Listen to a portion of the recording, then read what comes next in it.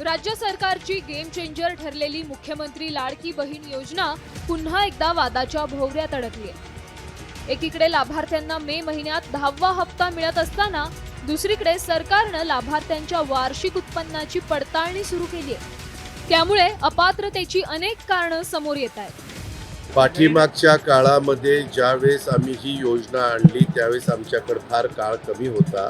तुम्हाला सगळ्यांना आठवत असेल की 2-3 महिन्यातच लगेच निवडणुका लागणार होत्या। त्यावेळेस ह्या सगळ्या गोष्टी तपासण्याच्या करता जेवढे वेळ पाहिजे होता तेवढा मिळाला नाही। सरकारी कर्मचाऱ्यांनीही या योजनेचा लाभ घेतल्याचं आता निदर्शनास आलंय।